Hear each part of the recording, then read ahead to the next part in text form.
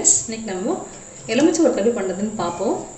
First நான் 10 lemon எடுத்துருக்கேன். Lemon நல்லா கழுவிடுங்க, நல்லா தொடச்சிடுங்க, ஈரம் இருக்கக்கூடாது. அதுக்கப்புறம் இந்த மாதிரி எடுத்து கட் பண்ணி வச்சு சின்ன சின்ன பீஸாக கட் பண்ணி வச்சுக்கோங்க. கட் பண்ணிட்டு ஒரு 1.5 ஸ்பூன் நீங்கள் உப்பு போட்டுக்கலாம்.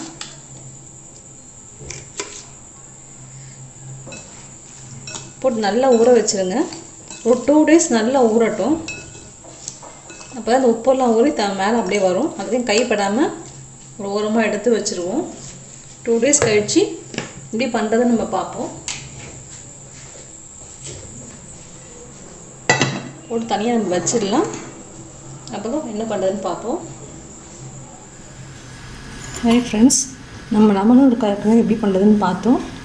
2 days நம்ம ஊற வச்சுருக்கோம். நல்லா உப்பில் ஊறிடுச்சு. ஊறுக்காய் நல்லா உப்பெல்லாம் கரைஞ்சி நல்லா ஊறிருக்கு. இப்போ இது நம்ம ஒரு 2 ஸ்பூன் மிளகாத்தூள் ஆட் பண்ணிக்கலாம்.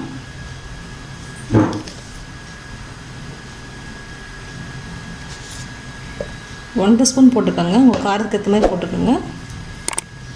இது ஒரு நாள் ஃபுல்லாக ஊறட்டும். அதுக்கப்புறம் நம்ம தாளிக்கிறது அப்படின்னு பார்ப்போம். ஊறினா இந்த காரம் உப்பு எல்லாம் சேர்ந்து ஒன்றா உள்ளே இறங்கும். நம்ம நாளைக்கு இது தாளித்து எப்படி இருக்குன்னு பார்ப்போம். அப்படியே ஊற வச்சுருவோம்.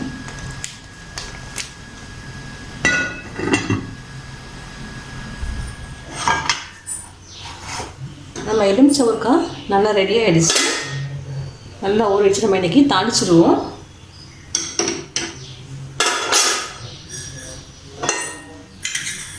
ஃபஸ்ட்டு கொஞ்சமாக கடுகு போட்டு வறுத்துக்கலாம். 1/2 ஸ்பூன் கடுகு, 1/2 ஸ்பூன் வெந்தயம் போட்டு நம்ம லேசாக வறுத்துக்கலாம்.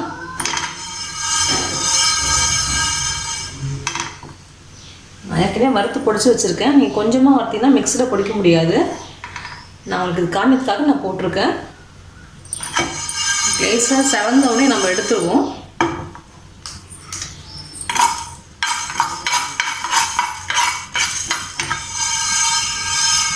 வெந்தயம் லேசாக செவந்தடிச்சு நம்ம எடுத்து இதை பொடிச்சுப்போம். இப்போ ஊறுகாய்க்கு எப்பவுமே நல்லெண்ணெய் தான் யூஸ் பண்ணாலும் நல்லா அப்போ தான் டேஸ்ட்டாக இருக்கும். நம்ம நல்லெண்ணெய் ஊற்றிக்கலாம். எண்ணெய் நிறைய நீங்கள் ஊற்றுங்க. நல்லா ஊற அது கெடாமல் இருக்கணும். ரொம்ப நாள் நல்லா வரும் உங்களுக்கு. எண்ணெய் காஞ்சிச்சு. கடுகு போட்டுக்கலாம்.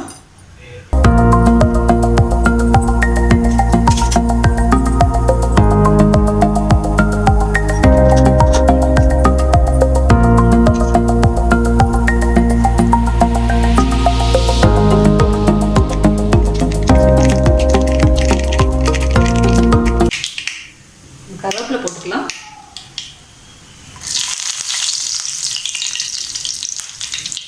ஒரே மிளகா போட்டுக்கலாம். இப்போ நம்ம இதில் நம்மளுடைய லெமனை போட்டுக்கலாம். நல்லா ஊறிடுச்சு லெமன்.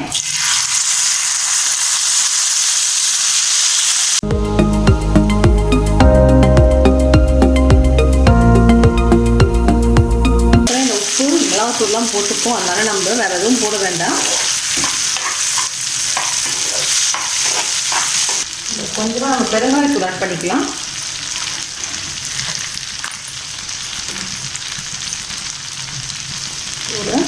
நம்ம பொடிச்சு வச்சுருக்க கடுகு வெந்தயத்தூளை நம்ம இதில் ஆட் பண்ணிப்போம்.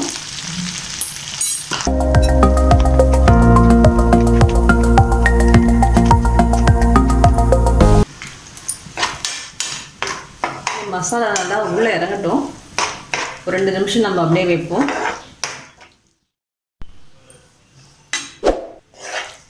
லெமன் ஊறுகாய் ரெடி ஆகிடுச்சு. நீங்கள் இந்த ரெசிபி ட்ரை பண்ணுங்கள். உங்கள் கமெண்ட்ஸ் தான் சொல்லுங்கள். தேங்க்யூ.